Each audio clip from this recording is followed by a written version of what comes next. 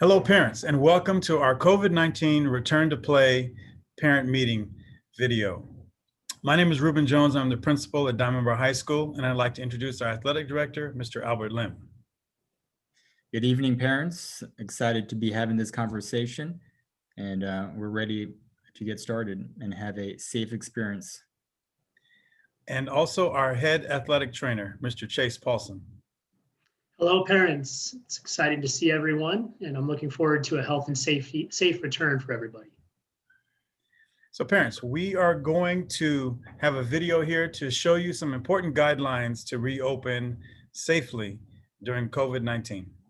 What you have on your screen is a presentation that we will have on our website, our athletic website, dbhs.org.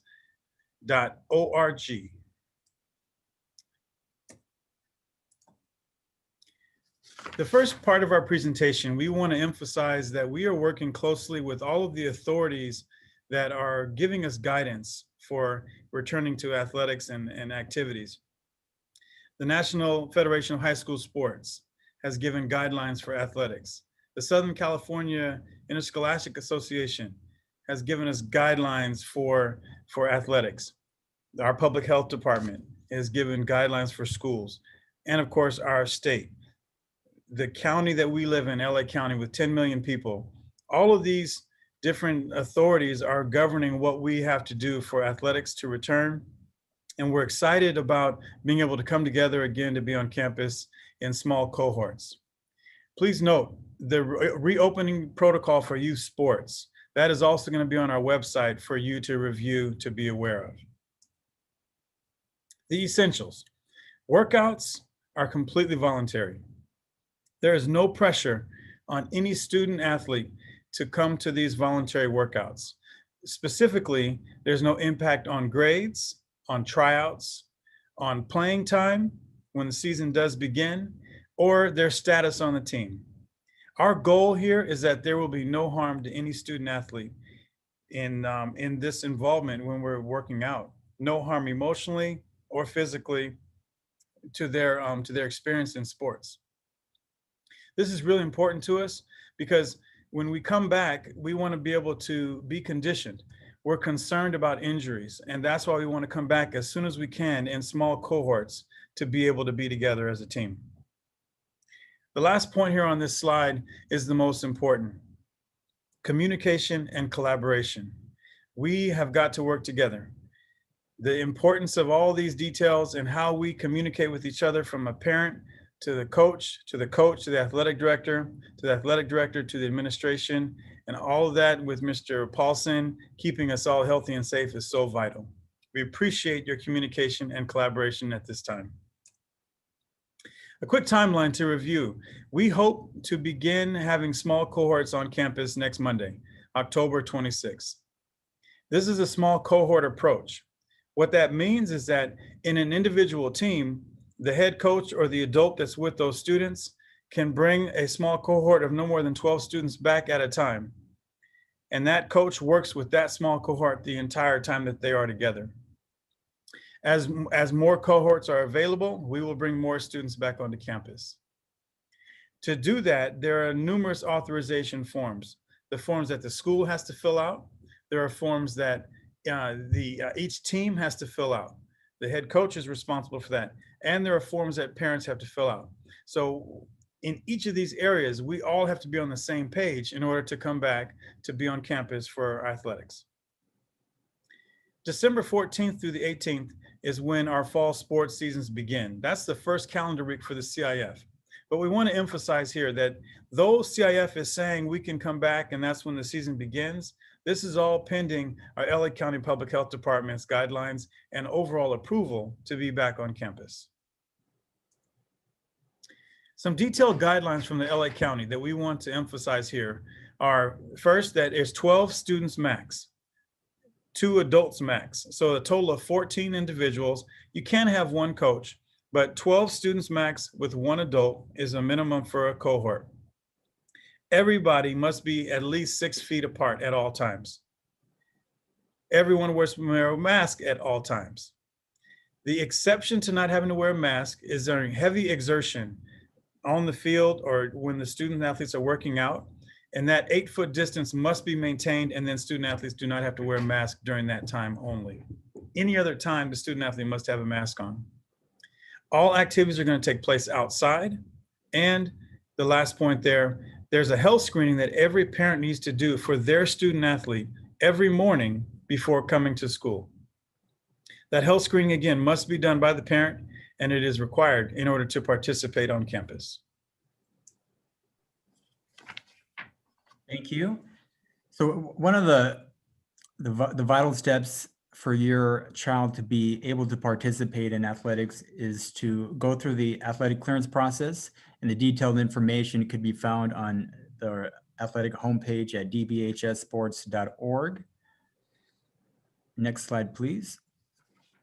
And so just a recap of the steps is visit the website to get the detailed information. You have to complete with your child the athletic clearance page, that account you have with athletic clearance. And there are documents that must be uploaded, which is the completed, dated, and signed physical examination form, a picture of your insurance card, a PDF of your 3-page district waiver, and the COVID waiver in PDF form. Next slide. So just want to go over the overview of the student athlete check-in when they arrive on campus. Next slide, please. So just like Dr. Jones stated, parents, before your child comes on a campus, please make sure to have filled out the health screen for your child, preferably in the morning before the school day starts. And number 2, the student athlete arrives at their designated entry and exit point and must check in using their student ID. And more detail will be covered when your head coaches presents their team presentations with you. And number 3 is once they arrive in their entry exit location and they are checked in with a coach, the coach will just confirm and make sure that the health screen was completed and your child is symptoms free. Next slide. So just some basic details of what the health screen form covers is just make sure parent, this is where we need your help. This is where collaboration is important. Just making sure you complete the health screen for your child and just making sure you're as accurate as possible in terms of being able to describe if there are signs, symptoms, and if they're not. And so that the big part of this is just communication so that the coaches could communicate with you and with us as well in terms of do we need to take any type of action if there are symptoms, etc. Next slide, please. So parents, so like I mentioned, for each team sport, they will have their designated parking, drop off, where to enter and exit the campus based on your sport. And just making sure you have your child socially distanced as they check in and come onto campus. And once again, health screen for your child must be completed. And then the designated pod coach will check in each student individually as they come in. Next slide. So just kind of a brief overview of how the campus looks like. So all activities will be taking place outdoors, and there will be designated areas for you to drop your child off, or if your child drives, parking areas and entry points to the facilities that they will be using, which will be covered more in detail in your team meeting with your head coach.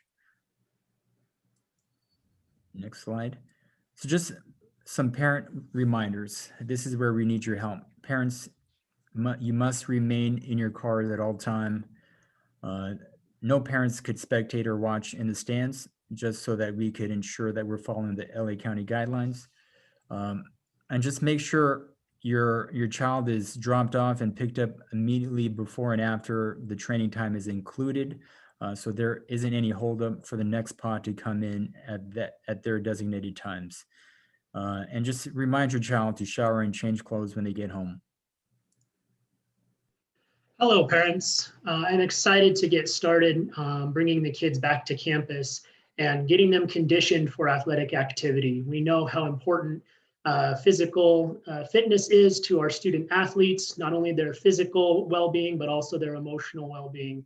And we're excited to see that happen. Next slide, please. I want to let you know that during phase 1 and 2 of our reopening, things are going to be a little limited in terms of the athletic training services that we provide to our student athletes. I'll be on campus every day, Monday through Friday, from the time school ends at the end of tutorial until about the last scheduled practice or conditioning session around 7:30 p.m.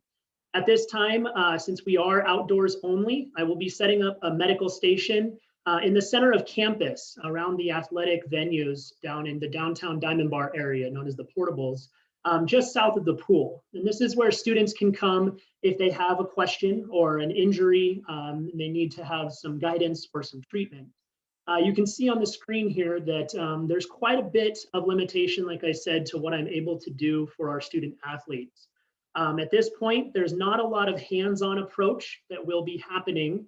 The orthopedic evaluations and rehabilitation plans that I can provide to student athletes will have to be done on their own at home. But I am available via email and through Zoom or Google Meet to meet with any of our injured student athletes to follow up while they are not on campus. The other thing I want to bring to attention is that we have some hydration requirements for students. And unfortunately, one of the big things is we will not be able to provide water for any of the student athletes on campus. I hope you understand that this is a health and safety guideline from the LA County Department of Public Health that we cannot have these shared watered sources. So we're asking for your help, parents, to provide your students with their own water bottle or water jug. And we're asking that students do not share their water bottle or jug with anybody at any time.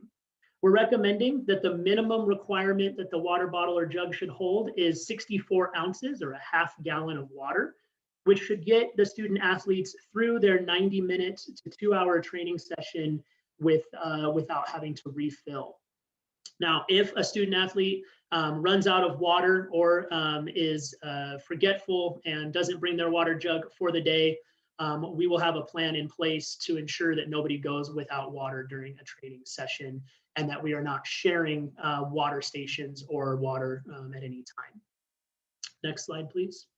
Just want to remind everybody about what to do if a student athlete is exposed or potentially starts to display symptoms of COVID-19. So as we all know, symptoms don't appear immediately. It takes a few days after exposure for symptoms to start to appear. And if symptoms are present, we don't want any student athletes participating in athletic practices until they are cleared to do so. So we're recommending a self-quarantine period of 14 days minimum. And again, these are the guidelines that we're all following at this point. But a little bit extra on top of that is we are requiring that any person who displays symptoms be cleared by a physician prior to returning to participation. And that is just to keep the student athlete healthy and safe, the coaches healthy and safe, and the rest of their cohort or pod healthy and safe. Next slide, please. So just to recap, if a student athlete has an exposure before training, let's say over the weekend, they think they were exposed to the virus from a family member or a friend, we want them to notify their coach and myself, the athletic trainer, immediately. You could do so via email. And they're not allowed to come onto campus if they think they have been exposed and should self-quarantine for 14 days. If they appear on campus for training and sometime during the training session, they start to exhibit symptoms, they don't feel well, evidently they should, again, contact their coach and myself, and we will be sending them home immediately. So you'll get a phone call to come pick them up, so that way they can begin, again, that self-quarantine period. Now, worst case scenario, one of our student athletes tests positive for COVID-19. There are a couple more steps that we need to go through. Besides the self-quarantine process, they should be following their physician's guidelines at all time through the process. And once they are cleared by their physician using the Walnut Valley COVID-19 clearance form, they will have to complete a minimum of 7-day return to play protocol. One of the things that we're finding with the evidence of the science and research is that younger student athletes are more likely to have a larger setback when trying to return to physical activity sooner than an adult would. The lungs, again, are smaller compared to the body size. The hearts are not in the right shape compared to an adult or a professional athlete. And so we are seeing that the minimum of 7 days is to ensure that their heart and lungs can adequately return back to conditioning prior to any contests or practices. Next slide, please. Okay, thank you very much, Mr. Paulson, for those details about bringing your athletes back safely. So the next steps that we have moving forward. First of all, we want to emphasize communication, the importance of working closely with your head coach and communicating with them, not only how your student athlete is feeling, but just questions that you have. Secondly, is have your child communicate with their head coach as well. That communication between the student athlete and their head coach is going to be vital, especially in the small cohort. The cohorts of students working with their individual head coach or the other adult that's with their cohort is going to be vital. We have a parent information form that needs to be filled out. And this is a return to play parent acknowledgement. We're going to have this form placed on our website as well for you to click on the Google form to verify that you did indeed watch this video. That will be required in order for your son or daughter to participate in the return to play program. Additionally, on our website, we will have a PDF of this presentation. In addition to that, we will have the guidelines from the LA County Health Department that we're using to prepare for your student athlete to come back on campus. And all of these resources will be available for you on the Diamond Bar High School athletic webpage, which is dbhssports.org. Once again, that's dbhssports.org. Parents, I want to say thank you again for your attention. Thank you for your support and your collaboration. I want to bring back our athletic trainer, Mr. Chase Paulson, to share a few last words. Parents, thank you so much for your support. And if there's anything that you need from me, do not hesitate to reach out over email. I look forward to a health and safe return for all our student athletes. And our head athletic director, Mr. Albert Lim. I just want to thank all you parents out there for all the work that you do in supporting your child, and just stress the importance of collaboration and just working together as a team to make sure that we make this happen for the well-being of our kids. Thank you, Mr. Lim, and thank you, Mr. Paulson. Parents, we miss you. We miss your kids. We are so excited to be able to bring back small cohorts for athletics to condition. Again, this is just conditioning, no competition just yet. So we look forward to seeing you on campus, and go Brahmas.